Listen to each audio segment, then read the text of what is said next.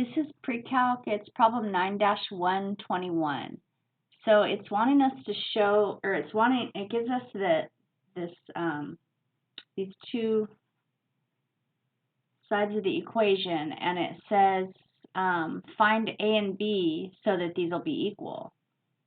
So basically, they're wanting you to use this, they're wanting us to correlate the coefficients.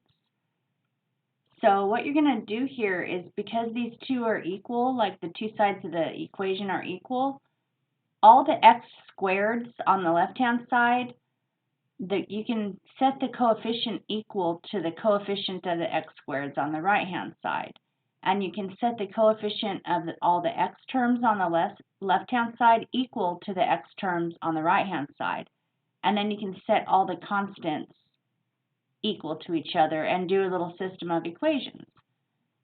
So this side's already all ready to go. It's got a squared term, an x term, and a constant term.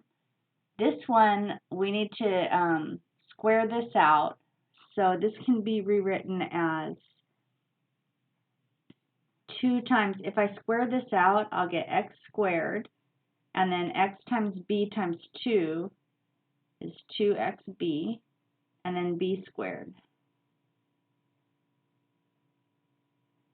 And that's because that's like what happens when you put it in an area model and you say it's x plus b times x plus b. I got the x squared and the xb and the xb and the b squared.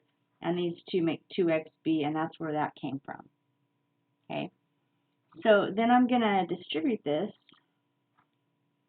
So I end up with 2x squared plus 4xb plus 2b squared. And that's all equal to 2x squared plus 8x plus a. And so when we're doing our partial fraction decomposition, we use this method.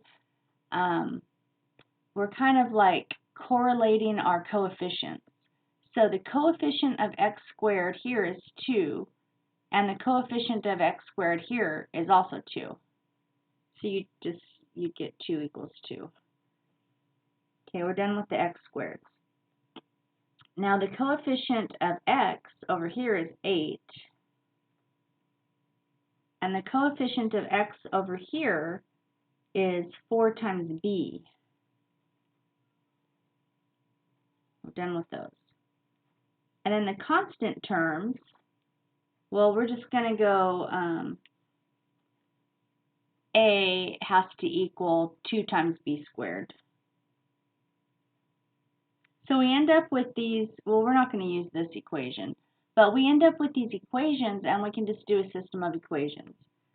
So if 8 is equal to 4b, then if I divide both sides by 4, b is equal to 2, and then I can plug that in over here, and then I would say that a is equal to 2 times 2 squared, so a is equal to 2 squared is 4 times 2a is equal to 8.